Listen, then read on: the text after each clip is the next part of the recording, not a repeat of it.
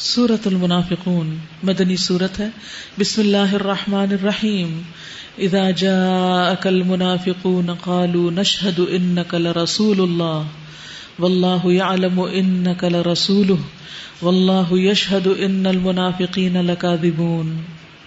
اے نبی صلی اللہ علیہ وسلم، جب یہ منافق تمہارے پاس آتے ہیں تو کہتے ہیں ہم گواہی دیتے ہیں کہ آپ یقیناً اللہ کے رسول ہیں. ہاں، اللہ جانتا ہے کہ تم ضرور اس کے رسول ہو، مگر اللہ گواہی دیتا ہے کہ یہ منافق قطعی جھوٹے ہیں. قسم کھا کھا کر وہ اپنے ایمان کی گواہی دے رہے ہیں اپنی زبان سے، لیکن ان کی گواہی قابل قبول نہیں. کیوں؟ کیا وجہ تھی؟ کیونکہ عمل اس کے برعکس تھا، دل اس کے خلاف تھا، دل میں وہ نہیں تھا جو زبان پر تھا. تو کسی وقت اکیلے میں تنہائی میں بیٹھ کے اب مراقبہ کیجئے، اپنا حساب کیجئے، کیا میرے دل میں ایمان ہے؟ کیا میں جو کچھ زبانی کہتی ہوں وہ میرے دل کے اندر بھی ہے؟ میں واقعی مومن ہوں، ایمان رکھتی ہوں سب باتوں پر؟ اور پھر اپنے آپ سے پوچھئے اگر میں ایمان رکھتی ہوں تو پھر میرا عمل کیسا ہے؟ کیا میں عمل بھی کرتی ہوں؟ تو ایمان نام ہے دل، زبان اور جوارح کے اتفاق کا، اس بات پر کہ اللہ ایک ہے، کیونکہ عمل ایمان کا حصہ ہے. اگر عمل ختم ہو جائے تو ایمان بھی ختم ہو جاتا ہے اور پھر انسان منافقت میں جا گرتا ہے. وہ کہتے ہیں کہ ہم گواہی دیتے ہیں کہ آپ اللہ کے رسول ہیں. اللہ تعالیٰ فرماتے ہیں اللہ کو پہلے سے ہی پتا ہے کہ آپ رسول ہیں، اور اللہ یہ گواہی دیتا کہ منافقین جھوٹے ہیں، یہ مومن نہیں ہیں، ان کی گواہی جھوٹی ہے. تو یاد رکھیے کہ ایمان والا ہونے کے لیے زبان سے اقرار، دل کے اندر بھی ٹھنڈک محسوس ہو، ایمان کی حلاوت، سویٹنس محسوس ہو، اور اس کے ساتھ ساتھ اخلاق اچھا ہو. کیونکہ جب تک اخلاق اچھا نہیں انسان منافقت سے نہیں نکل سکتا. رسول اللہ صلی اللہ علیہ وسلم نے فرمایا 2 خصلتیں ایسی ہیں جو منافق میں کبھی جمع نہیں ہو سکتی: اچھا اخلاق اور دین کی سمجھ. یعنی منافق کو دین کی سمجھ نہیں ہوتی. حضرت عائشہ سے مروی کہ نبی صلی اللہ علیہ وسلم نے فرمایا میں نہیں سمجھتا کہ فلاں فلاں شخص ہمارے دین کی کوئی بات جانتے ہیں، ان کو دین کا کچھ علم ہے، کچھ پتا ہے. تو لیس کہتے ہیں کہ یہ دونوں آدمی منافق تھے. حذیفہ بن یمان جن کو نبی صلی اللہ علیہ وسلم نے منافقین کے نام بتائے تھے، وہ بیان کرتے ہیں، صحابی ہیں، بے شک آج کل کے منافق نبی صلی اللہ علیہ وسلم کے زمانے کے منافقین سے بدتر ہیں. وہ اس دور کے منافقوں کو بائی نیم جانتے تھے اور ان کے عمل بھی پتا تھے ان کو. اور پھر بعد میں تابعین کا جو دور تھا، اس دور میں جو منافق تھے، جو لوگ ایسے کام کرتے تھے، ان کو بھی دیکھ رہے تھے. وہ کہتے ہیں کہ وہ اس زمانے میں اپنے برے اعمال پوشیدہ رکھتے تھے، اور آج کل کے منافق علل اعلان برے کام کرتے ہیں. بد عملی جو ہے یہ نفاق کو جنم دیتی. سوچئے، یہ بہت غور کے قابل بات ہے کہ اس دور کے منافق چھپ کے غلط کام کرتے تھے، اور اس دور کے منافق کھلے عام برے کام کرتے ہیں. صرف بے حیائی کوئی آج آپ دیکھ لیجئے، لباس کے معاملے کوئی دیکھ لیجئے، یعنی یوں لگتا ہے جیسے کپڑا ختم ہو گیا ہے، یا پھر اتنا زیادہ ہو گیا ہے کہ ضائع کرنے کے لیے ہے. ضائع بھی ایسا ہے کہ ساتھ ننگے بھی ہوں. پھر اسی طرح جھوٹ بولنا عام ہو گیا، خیانت کرنا، غیبت کرنا، دھوکہ دینا کسی کو. تو یہ معمولی باتیں نہیں ہیں. اگر ہمارا دل اور زبان ایک نہیں، اور ہماری زبان اور ہمارا عمل ایک نہیں، تو پھر فکر کی ضرورت ہے. اپنا محاسبہ خود کیجئے کہ میں کہاں کہاں اپنے علم کے خلاف کام کر رہی ہوں. اتخذوا ایمانہم جنۃ فصدوا عن سبیل اللہ. انہوں نے اپنی قسموں کو ڈھال بنا رکھا ہے، اور اس طرح یہ اللہ کے راستے سے خود رکتے اور دنیا کو روکتے ہیں. یعنی اسلام سے انہیں کوئی دلچسپی نہیں. سو کالڈ مسلم ہوتے ہوئے اسلام کے خلاف باتیں کرتے ہیں. اور اگر کوئی دین پڑھنے کی طرف جائے یا دین کے راستے پر نکلے تو اس کو روکتے ہیں کہ تم یہ کیا مولویوں جیسا کام کرنے لگے، تم کدھر جا رہے ہو. کیسی بری حرکتیں ہیں جو یہ لوگ کر رہے ہیں. یہ سب کچھ اس وجہ سے ہے کہ ان لوگوں نے ایمان لا کر پھر کفر کیا، اس لیے ان کے دلوں پر مہر لگا دی گئی. اب یہ کچھ نہیں سمجھتے. انہیں دیکھو تو ان کے جسم تمہیں بڑے شاندار نظر آئیں، کیونکہ ان کی ساری توجہ اپنی باڈی بلڈنگ پہ ہے یا سلم فٹ ہونے پر ہے. سب سے زیادہ ان کو اپنے ظاہری اپیرنس کے بارے میں فکر رہتی ہے. بولیں تو تم ان کی باتیں سنتے رہ جاؤ. ایسے سٹائل سے بولتے ہیں, اس طرح بولنا جانتے ہیں, مگر اصل میں یہ لکڑی کے کندے ہیں, سوکھی لکڑیاں ہیں جو دیوار کے ساتھ چن کے رکھ دیے گئے ہوں, جو دیکھنے میں بڑی خوبصورت نظر آ رہی ہیں لیکن ان کے اندر گھن لگی ہوتی ہے. بعض اوقات ان کے اوپر پالش بھی کر دی جاتی سب کچھ, لیکن کئی دفعہ اندر سے بالکل کھوکھلی ہوتی. ہر زور کی آواز کو یہ اپنے خلاف سمجھتے ہیں. یعنی جب کوئی مصیبت آتی ہے ہم پر نہ آ جائے, ڈرپوک اتنے ہیں. یہ پکے دشمن ہیں, ان سے بچ کر رہو. اللہ کی مار ان پر, یہ کدھر الٹے پھرائے جاتے ہیں. اور جب ان سے کہا جاتا ہے کہ آؤ تاکہ اللہ کا رسول تمہارے لیے مغفرت کی دعا کرے, تو سر جھٹکتے ہیں. اور تم دیکھتے ہو کہ وہ بڑے گھمنڈ کے ساتھ آنے سے رکتے ہیں, اللہ کے رسول کے پاس نہیں آتے. اے نبی, تم چاہے ان کے لیے مغفرت کی دعا کرو یا نہ کرو, ان کے لیے یکساں ہے, اللہ ہرگز انہیں معاف نہ کرے گا. اللہ فاسق لوگوں کو ہرگز ہدایت نہیں دیتا. ہم الذین یقولون لا تنفقوا علی من عند رسول اللہ, یہ وہی لوگ ہیں جو کہتے ہیں کہ رسول کے ساتھیوں پر خرچ کرنا بند کر دو تاکہ یہ منتشر ہو جائیں. حالانکہ زمین اور آسمانوں کے خزانوں کا مالک اللہ ہی ہے, مگر یہ منافق سمجھتے نہیں. یعنی اور خرابیوں کے علاوہ یہ فی سبیل اللہ نیکی کے کام میں صدقہ کرنے سے روکتے ہیں لوگوں کو کہ اللہ کے راستے میں نہ دو, اور دین کے مخلصانہ کام کرنے والوں کے خلاف باتیں بناتے ہیں. اور یہ کہتے ہیں کہ ہم مدینے واپس پہنچ جائیں تو جو عزت والا ہے وہ ذلیل کو وہاں سے باہر نکال دے. اشارہ عبداللہ بن ابی کی طرف. غزوہ بنو المصطلق کے بعد جب پانی کے کنویں پر کچھ لوگوں کا جھگڑا ہو گیا تھا تو اس میں سے ایک اس کے قبیلے کا شخص تھا اور دوسرا دوسرے قبیلے کا, تو انہوں نے جاہلیت کی پکاری اور اپنے اپنے قبیلے کے لوگوں کو اکٹھا کرنا شروع کر دیا. حالانکہ سب اللہ کے راستے میں نکلے ہوئے تھے. تو آپ صلی اللہ علیہ وسلم کو پتا چلا تو آپ ناراض بھی ہوئے کہ دعوہا فإنہا منتنۃ, کہ اپنے اپنی قوم کو پکارنا اور اپنے جماعت پارٹی کا نام لے کر اس کو پکارنا اور ایک دوسرے کے خلاف محاذہ رائی قائم کرنا, یہ جاہلیت کی باتوں میں سے ہے, سڑی ہوئی باتوں میں سے منتنۃ. تو بہرحال عبداللہ بن ابی نے کیا کہا تھا, یہ لوگ انتہائی بدتر لوگ ہیں اور انہوں نے آ کر ہمارے ملک پر قبضہ کر لیا ہے, اور اب اگر یہ مدینہ واپس چلے تو جو عزت والا ہے وہ ذلیل کو باہر نکالے گا. اشارہ اس کا یہ تھا کہ ہم عزت والے ہیں جو پہلے سے وہاں موجود تھے, اور جو مہاجرین وغیرہ آئے ہیں وہ ذلت والے ہیں, ان کی کوئی عزت نہیں. تو اللہ سبحانہ وتعالیٰ کیا فرماتے ہیں, وَلِلَّهِ الْعِزَّةُ وَلِرَسُولِهِ وَلِلْمُؤْمِنِينَ وَلَكِنَّ الْمُنَافِقِينَ لَا يَعْلَمُونَ. منافقوں کو اس کا نہیں پتا, حالانکہ عزت تو ساری اللہ کے لیے ہے اور اس کے رسول کے لیے اور مومنوں کے لیے ہے.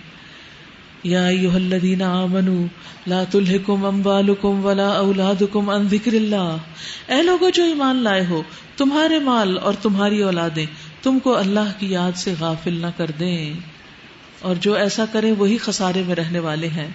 جو رزق ہم نے تمہیں دیا ہے اس میں سے خرچ کرو قبل اس کے کہ تم میں سے کسی کی موت کا وقت آ جائے, اور اس وقت وہ کہے کہ اے میرے رب, کیوں نہ تو نے مجھے تھوڑی سی مہلت اور دے دی کہ میں صدقہ کرتا اور صالح لوگوں میں شامل ہو جاتا.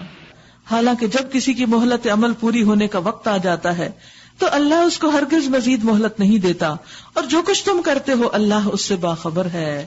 واللہ خبیر بما تعملون. یہاں خاص طور پر ایمان والوں کو ہدایت کی جا رہی ہے کہ مال اور اولاد تمہیں اللہ کے ذکر سے, اللہ کی یاد سے, اللہ کے دین سے غافل نہ کریں. حضرت عائشہ سے مروی ہے, ان سے جب سوال کیا گیا کہ نبی صلی اللہ علیہ وسلم گھر میں کیا کرتے تھے, باہر تو لوگ دیکھ رہے تھے سب کچھ, تو انہوں نے کہا کہ آپ گھر کے کام کاج میں مصروف ہوتے, جو ہی نماز کا وقت آتا اٹھ کے کھڑے ہو جاتے. ہم میں سے کتنے لوگوں کو یہ عادت ہے کہ اذان ہوئی اور اٹھ گئے, ہم کتنی دیر لگاتے ہیں اٹھنے میں, ہر کو اپنا ٹائم نوٹ کرے, اذان سننے کے بعد کتنی دیر بعد اٹھتے ہیں ہم, جبکہ نبی صلی اللہ علیہ وسلم فوراً اٹھ کر چلے جایا کرتے تھے. اور پھر موت سے پہلے پہلے صدقہ کر لو, خیرات کر لو, کیونکہ مرنے کے بعد تو مال دوسروں کا ہو ہی جاتا ہے. ایک شخص نبی صلی اللہ علیہ وسلم کی خدمت میں حاضر ہوا, کہا یا رسول اللہ, کس طرح کے صدقے میں سب سے زیادہ ثواب ہے؟ آپ نے فرمایا, اس صدقے میں جسے تم صحت کے ساتھ بخل کے باوجود کرو, تمہارا دل بھی تنگ ہو لیکن پھر بھی کرو, تمہیں ایک طرف تو فقیری کا ڈر ہو اور دوسری طرف مالدار بننے کی تمنا اور امید ہو, اور تم صدقے میں دیر نہ کرو. کہ جب جان حلق تک آ جائے تو اس وقت تم کہنے لگو فلاں کے لیے اتنا اور فلاں کے لیے اتنا، حالانکہ وہ تو فلاں کا ہو ہی چکا ہے، وہ تو دوسروں کو مل ہی جائے گا، اب تمہارے کہنے سے تو کچھ زیادہ فائدہ نہیں۔ تو جب انسان صحت مند ہو، تندرست ہو، عام روٹین کی زندگی میں ہو، اس وقت صدقہ کرے اور ہر چیز پر ہر طرح سے خیر و بھلائی کو عام کرے، کیونکہ صدقہ جو ہے وہ انسان کو بری موت سے بچاتا ہے اور قبر کے عذاب سے محفوظ کرنے کا ذریعہ ہے۔ سورۃ التغابن مدنی سورت ہے۔ بسم اللہ الرحمن الرحیم۔ یسبح للہ ما فی السماوات وما فی الارض لہ الملک ولہ الحمد وہو علی کل شیء قدیر۔ اللہ کی تسبیح کر رہی ہے ہر وہ چیز جو آسمانوں میں ہے اور جو زمین میں ہے۔ کیا آپ نہیں کریں گے؟ پڑھیے سبحان اللہ والحمد للہ ولا الہ الا اللہ واللہ اکبر۔ اسی کی بادشاہت ہے اور اسی کے لیے تعریف ہے اور وہ ہر چیز پر قادر ہے۔ هو الذی خلقکم، وہی ہے جس نے تم کو پیدا کیا، پھر تم میں سے کوئی کافر ہے اور کوئی مومن ہے، اور اللہ وہ سب کچھ دیکھ رہا ہے جو تم کرتے ہو، تمہارے اعمال دیکھ رہا ہے۔ خلق السماوات والارض بالحق وصورکم فاحسن صورکم والیہ المصیر۔ اس نے زمین اور آسمانوں کو برحق پیدا کیا ہے اور تمہاری صورت بنائی اور بڑی عمدہ بنائی۔ ایک ایک شخص خوبصورت ہے اپنی جگہ پر۔ یہ الگ بات ہے کہ ہم نے خود سے کچھ پیمانے مقرر کر لیے ہیں جو کہ انسانوں کے بنائے ہوئے ہیں، اور اسی کی طرف آخر کار تمہیں پلٹنا ہے۔ زمین اور آسمانوں کی ہر چیز کا اسے علم ہے۔ جو کچھ تم چھپاتے ہو اور جو کچھ تم ظاہر کرتے ہو اس کو سب معلوم ہے، وہ دلوں کا حال تک جانتا ہے۔ کیوں نہ جانے؟ الا یعلم من خلق وهو اللطیف الخبیر۔ کیا وہ نہیں جانے کہ جس نے دل بنائے، انسان کو پیدا کیا، اور وہ باریک بین ہے، باخبر ہے، اس لیے سب پتا ہے اس کو۔ تو انسان بندوں سے چھپا سکتا ہے، اللہ سے نہیں چھپا سکتا۔ کیا تمہیں ان لوگوں کی کوئی خبر نہیں پہنچی جنہوں نے اس سے پہلے کفر کیا اور پھر اپنی شامت اعمال کا مزہ چکھ لیا، اور آگے ان کے لیے ایک دردناک عذاب ہے۔ اس انجام کے مستحق وہ اس لیے ہوئے کہ ان کے پاس ان کے رسول کھلی کھلی دلیلیں اور نشانیاں لے کر آتے رہے، بینات لے کر آتے رہے، مگر انہوں نے کہا کیا انسان ہمیں ہدایت دیں گے؟ اس طرح انہوں نے ماننے سے انکار کر دیا اور منہ پھیر لیا۔ تب اللہ بھی ان سے بے پرواہ ہو گیا، اور اللہ تو ہے ہی بے نیاز اور اپنی ذات میں آپ محمود، تعریف والا۔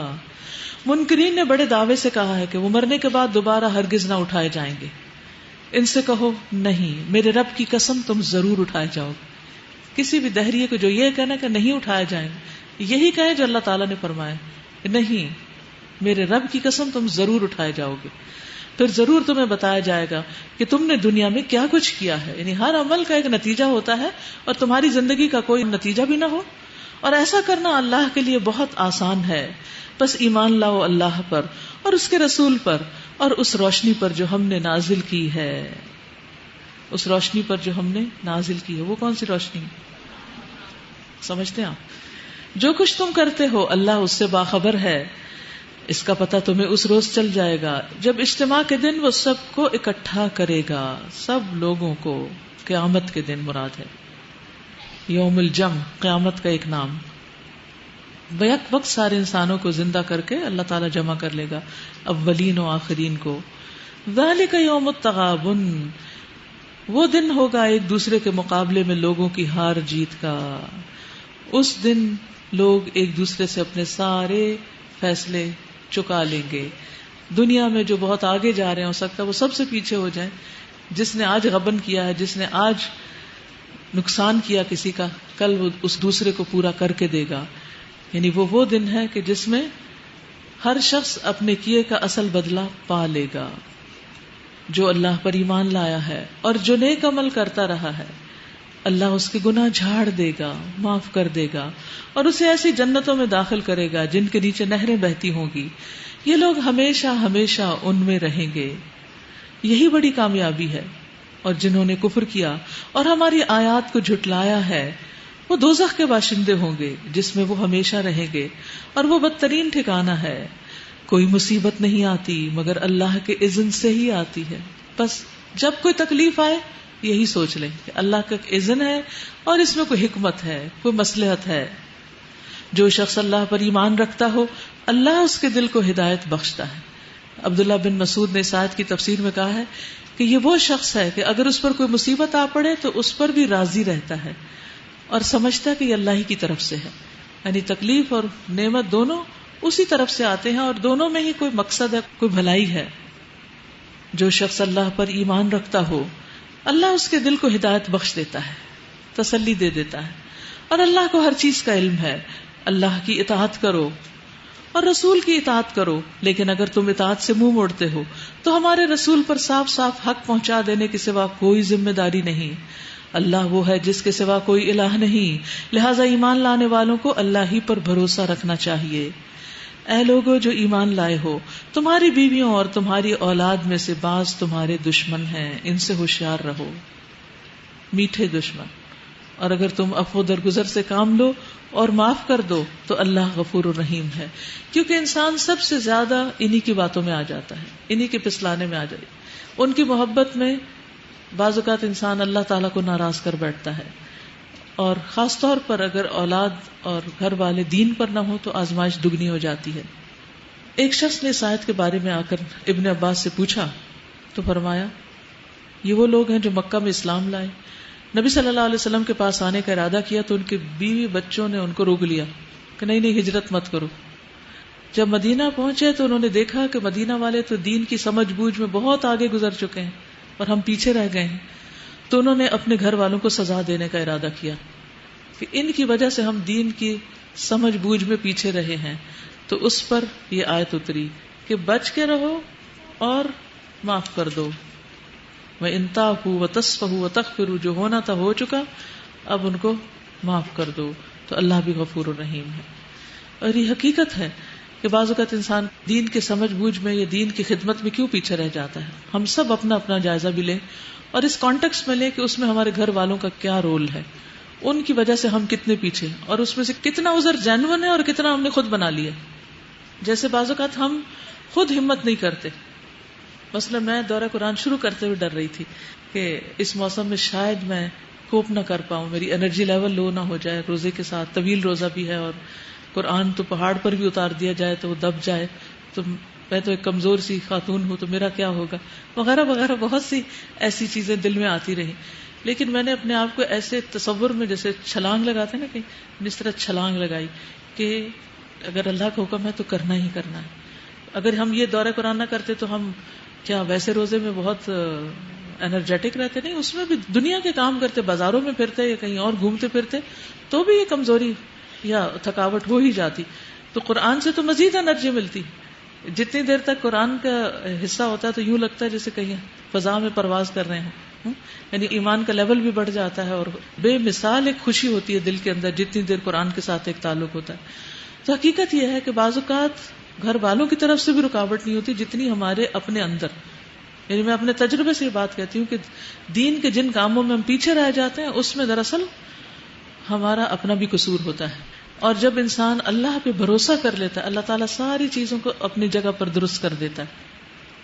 انما اموالکم واولادکم فتنہ واللہ عندہ اجر عظیم.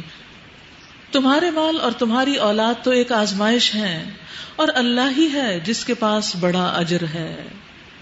پھر بڑے اجر بڑی قربانیوں کے ساتھ ہی ملتے ہیں نا. لہٰذا جہاں تک تمہارے بس میں ہو اللہ سے ڈرتے رہو اور سنو اور اطاعت کرو اور اپنے مال خرچ کرو, یہ تمہارے ہی لیے بہتر ہے. جو اپنے دل کی تنگی سے محفوظ رہ گئے بس وہی فلاح پانے والے ہیں. پھر وہی بات آ گئی کہ اصل گھٹن اندر ہوتی ہے, اصل رکاوٹ اندر ہوتی ہے, چاہے کسی کو دینے کا معاملہ, چاہے مال دینے کا یا علم دینے کا یا دین کی کوئی خدمت کرنے کا یا انسانوں کے درمیان صلح کرانے کا یا کسی پہ مال خرچ کرنے کا, اصل مشکل اپنے اندر ہے. اسی لیے اللہ تعالیٰ نے سورۃ الحشر میں کہا کہ اتقوا اللہ ولتنظر نفس ما قدمت لغد واتقوا اللہ, اور پھر سورۃ آل عمران میں بھی فرمایا اتقوا اللہ حق تقاتہ فاتقوا اللہ ما استطعتم واسمعوا واطیعوا وانفقوا خیرا لانفسکم. اللہ سے ڈرو جتنا ڈر سکتے ہو, سنو اور اطاعت کرو اور اپنے مال خرچ کرو, یہ تمہارے لیے بہتر ہے. یعنی صدقے کے ذریعے اپنے گناہوں کی کوتاہیوں کی تلافی کرو. جو اپنے دل کی تنگی سے محفوظ رہ گئے بس وہی فلاح پانے والے ہیں. ان تقرضوا اللہ قرضا حسنا ان تقرضوا اللہ قرضا حسنا یضاعفہ لکم ویغفر لکم واللہ شکور حلیم. اگر تم اللہ کو قرض حسن دو تو وہ تمہیں کئی گنا بڑھا کر دے گا اور تمہارے قصوروں سے درگزر فرمائے گا. اللہ بڑا قدردان اور بردبار ہے، حاضر اور غائب ہر چیز کو جانتا ہے، زبردست اور دانا ہے. سورۃ الطلاق مدنی سورت ہے. بسم اللہ الرحمن الرحیم. یا ایہا النبی اذا طلقتم النساء فطلقوہن لعدتہن واحصوا العدہ واتقوا اللہ ربکم لا تخرجوہن من بیوتہن ولا یخرجن الا ان یأتین بفاحشۃ مبینہ وتلک حدود اللہ ومن یتعد حدود اللہ فقد ظلم نفسہ لا تدری لعل اللہ یحدث بعد ذلک امرا. اے نبی صلی اللہ علیہ وسلم، جب تم لوگ عورتوں کو طلاق دو تو انہیں ان کی عدت کے لیے طلاق دیا کرو، یعنی عدت کا آغاز کرنے کے لیے طلاق دو. اس وقت طلاق دو جب عدت شروع ہو سکے یا عدت شروع ہو جائے، اور عدت کے زمانے کا ٹھیک ٹھیک شمار کرو اور اللہ سے ڈرو جو تمہارا رب ہے. زمانہ عدت میں تم انہیں ان کے گھر سے نہ نکالو، گھروں سے نہ نکالو، کک آؤٹ نہیں کرو، اور نہ وہ خود نکلے، الا یہ کہ وہ کسی صریح برائی کی مرتکب ہوں، اس صورت میں نکال سکتے ہو. اور یہ اللہ کی مقرر کی ہوئی حدیں ہیں، اور جو کوئی اللہ کی حدوں سے تجاوز کرے گا وہ اپنے اوپر خود ظلم کرے گا. تم نہیں جانتے، شاید اس کے بعد اللہ موافقت کی کوئی صورت پیدا کر دے. Be hopeful, be positive. پھر جب وہ اپنی عدت پوری کر چکے تو انہیں بھلے طریقے سے اپنے نکاح میں روک رکھو یا بھلے طریقے سے ان سے جدا ہو جاؤ، اور 2 ایسے آدمیوں کو گواہ بنا لو جو تم میں سے صاحب عدل ہوں، اور اے گواہ بننے والو گواہی ٹھیک ٹھیک اللہ کے لیے ادا کرو. یہ باتیں ہیں جن کی تم لوگوں کو نصیحت کی جاتی ہے، ہر اس شخص کو جو اللہ اور آخرت کے دن پر ایمان رکھتا ہو. ہم لوگ شادی سے متعلق کیا کچھ نہیں جانتے، اس کی ساری رسم و رواج، خرافات، کچھ ہندوؤں سے لیے، کچھ کہیں اور سے، اور ان سب کا ملغوبہ اکٹھا کر کے ہم نے اپنی شادیوں کے طور طریقے طے کر رکھے، اور ان کے خلاف ورزی کوئی نہیں کرتا، ان کو ریچولز کی طرح لیتے. مہندی بھی ہوگی اور مہندی میں یہ اور یہ چیز ہوگی، اور بارات اس قسم کی ہوگی، اور ولیمہ اس طرح کا ہوگا، بارات میں یہ جوڑا پہنا جائے گا، ولیمے میں یہ جوڑا پہنا جائے گا، اور پھر مزید بھی اور بہت سی قسموں کی رسمیں. اور بچے کو پتا ہے، اور شادیوں کے موقع پر مہندی پر جو گانے وانے گائے جاتے ہیں وہ بھی سب کو رٹے ہوئے ہیں.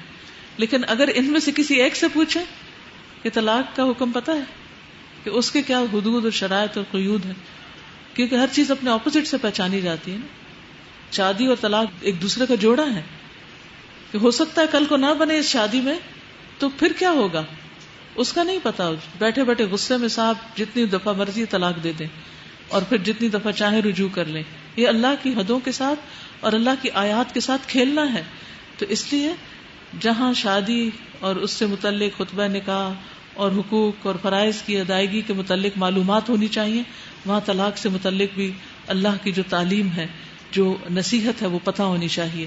ذالکم یوعظ بہ من کان یؤمن باللہ والیوم الآخر ومن یتق اللہ یجعل لہ مخرجا. انڈر لائن کر لیجیے. اس جھگڑے فساد میں بھی جو کوئی اللہ سے ڈرتے ہوئے کام کرے گا، اللہ اس کے لیے مشکلات سے نکلنے کا راستہ بنا دے گا.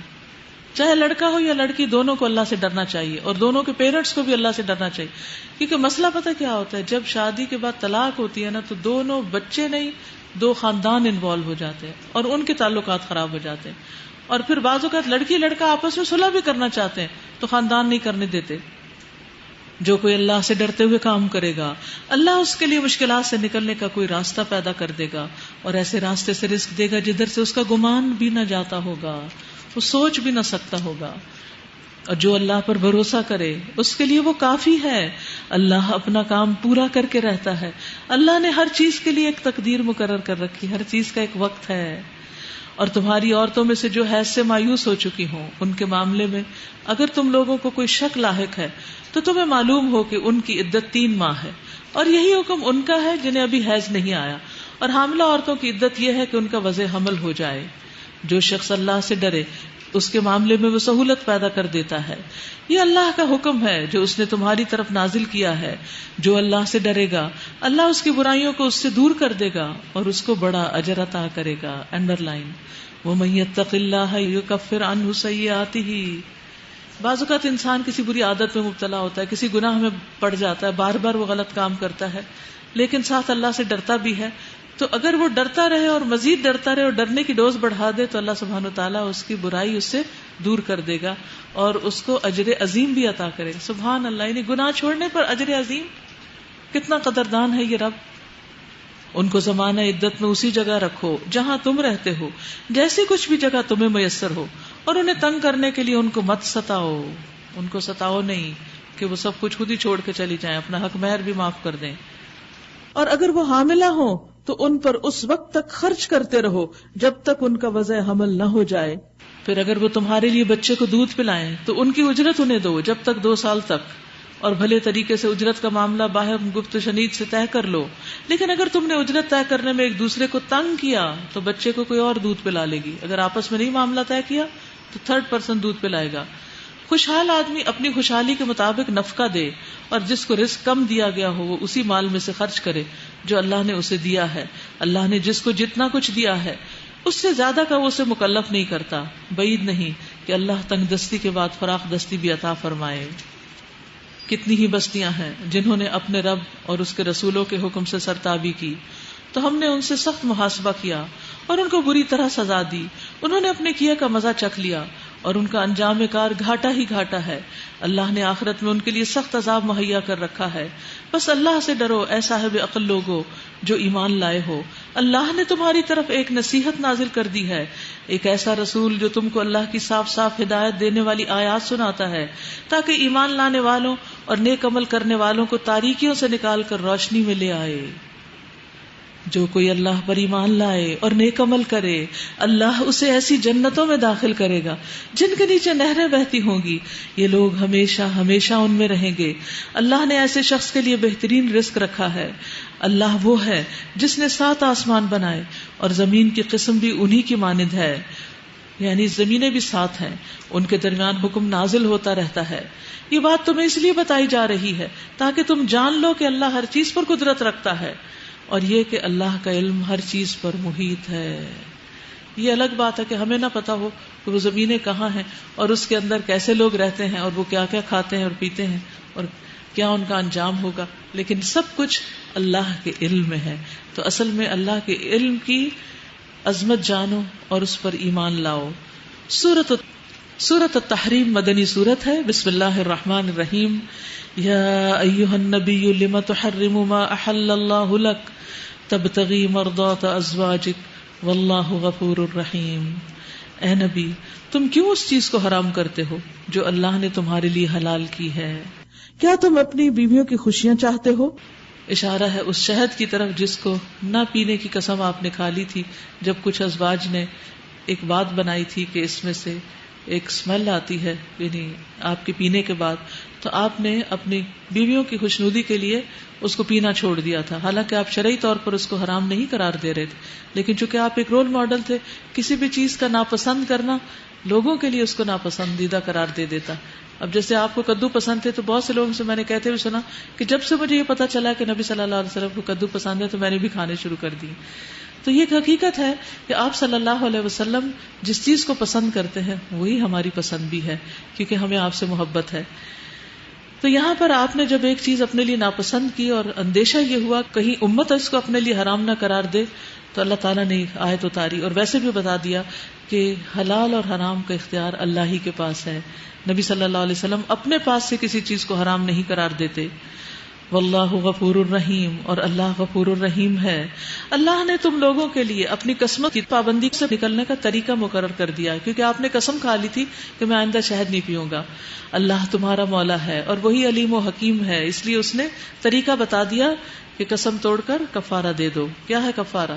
3 روزے, 10 مسکینوں کا کھانا یا کپڑا.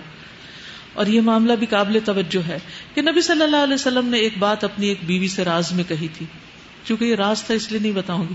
پھر جب اس بیوی نے کسی پر وہ راز ظاہر کر دیا تو اللہ نے نبی کو اس افشاء راز کی اطلاع دے دی. تو نبی صلی اللہ علیہ وسلم نے اس پر کسی حد تک اس بیوی کو خبردار کیا اور کسی حد تک اس سے درگزر کیا. پھر جب نبی صلی اللہ علیہ وسلم نے اسے افشاء راز کی یہ بات بتائی تو اس نے پوچھا آپ کو کس نے خبر دی؟ نبی صلی اللہ علیہ وسلم نے فرمایا مجھے اس نے خبر دی جو سب کچھ جانتا اور خوب باخبر ہے. ان تتوبا الی اللہ فقد صغت قلوبکما، اگر تم دونوں اللہ سے توبہ کرتی ہو تو یہ تمہارے لیے بہتر ہے کیونکہ تمہارے دل سیدھی راہ سے ہٹ گئے ہیں. ازواج مطہرات کی بات ہو رہی ہے. تو بعض اوقات انسان کوئی ایسی بات کر لیتا ہے، کوئی ایسا مشورہ دے دیتا ہے، کوئی ایسی رائے دے دیتا ہے کہ انسان کا دل پھر جاتا ہے. دل کو ہر وقت واچ کرتے رہا کرے کہ کہیں وہ اللہ کی محبت سے خالی تو نہیں ہو رہا، کہ کوئی ڈرین تو نہیں بن گیا اس میں، یا کوئی اور چیز تو نہیں اس کو اوور پاور کر رہی. اور پھر اللہ سے دعائیں کیا کرے اور استغفار پڑھا کرے. اگر تم دونوں اللہ سے توبہ کرتی ہو تو یہ تمہارے لیے بہتر ہے کیونکہ تمہارے دل سیدھی راہ سے ہٹ گئے ہیں. اور اگر نبی کے مقابلے میں تم نے باہم جتھا بندی کی تو جان رکھو کہ اللہ اس کا مولا ہے. اس کے بعد جبریل اور تمام صالح اہل ایمان اور سب ملائکہ اس کے ساتھی اور مددگار ہیں. بعید نہیں کہ اگر نبی تم سب بیویوں کو طلاق دے دے تو اللہ اسے ایسی بیویاں تمہارے بدلے میں عطا فرمائے جو تم سے بہتر ہوں. اچھی مومن عورتوں کی صفات دیکھ لیجئے: سچی مسلمان، با ایمان، اطاعت گزار، توبہ گزار، عبادت گزار، روزہ دار، خواہ شوہر دیدہ ہو یا باکرہ، اس سے کوئی فرق نہیں پڑتا. اصل انسان کی نیکی اور تقوی ہے.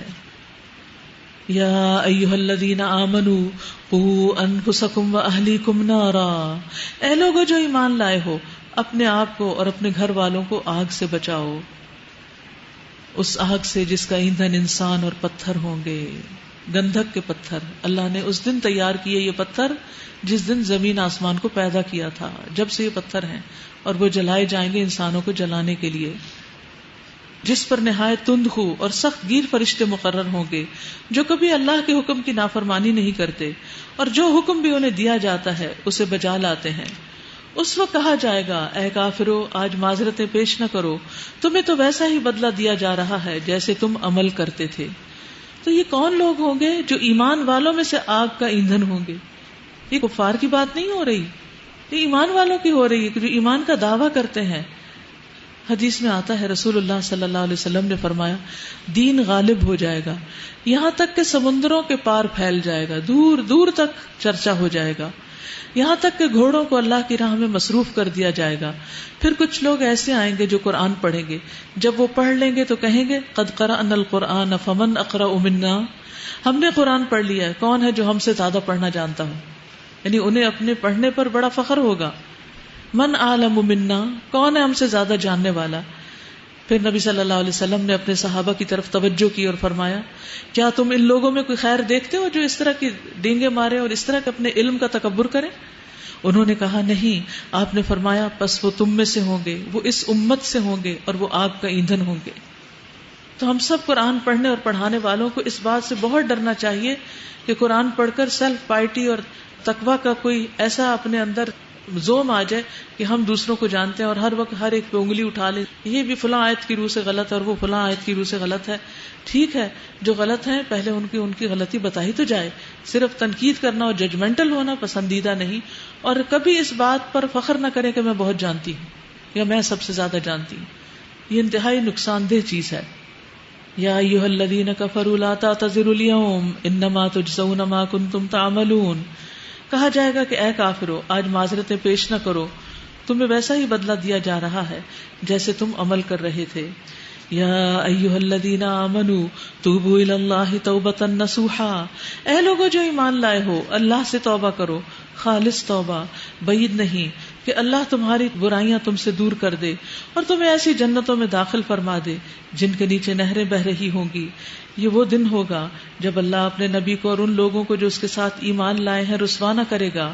ان کا نور ان کے آگے آگے اور ان کے دائیں جانب دوڑ رہا ہوگا، اور وہ کہہ رہے ہوں گے اے ہمارے رب ہمارا نور ہمارے لیے مکمل کر دے اور ہم سے درگزر فرما، تو ہر چیز پر قدرت رکھتا ہے. جہاں ایک طرف کچھ لوگوں کی معذرتیں قبول نہ ہوں گی، وہاں دوسری طرف لوگوں کو ان کے اچھے اعمال کا بدلہ دیا جائے گا. یہ کون لوگ ہوں گے؟ یہ وہ لوگ ہوں گے جن کا ایمان خالص ہوگا. اور یہ بات کہاں کہی جائے گی؟ پل صراط پر. انبیاء و صالحین جب رب سلم سلم کہہ رہے ہوں گے تو اس وقت ان کو نور دیا جائے گا اور اپنے انجام تک پہنچا دیا جائے گا. اے نبی صلی اللہ علیہ وسلم کفار اور منافقین سے جہاد کرو اور ان کے ساتھ سختی سے پیش آؤ. آپ صلی اللہ علیہ وسلم کو حکم دیا جا رہا ہے براہ راست. آپ نے منافقین سے کوئی تلوار والا جہاد نہیں کیا تھا، صرف علم کے ساتھ ہی کیا تھا، سکھانے کے ساتھ ہی کیا تھا. ان کا ٹھکانہ جہنم ہے اور وہ بہت برا ٹھکانہ ہے. اللہ کافروں کے معاملے میں نوح علیہ السلام اور لوط علیہ السلام کی بیویوں کو بطور مثال پیش کرتا ہے. وہ ہمارے 2 صالح بندوں کی زوجیت میں تھی، مگر انہوں نے اپنے شوہروں سے خیانت کی اور وہ اللہ کے مقابلے میں ان کے کچھ بھی کام نہ آ سکے. دونوں سے کہہ دیا گیا جاؤ آگ میں جانے والوں کے ساتھ تم بھی چلی جاؤ. خواتین کی بات کی جا رہی ہے جن کے شوہر نبی تھے، بہت نیک تھے. تو اس سے یہ پتہ چلتا ہے کہ شوہر کا دین بیوی کا کام نہیں آئے گا، بیوی کو اپنے لیے خود ہی اچھا کرنا ہوگا.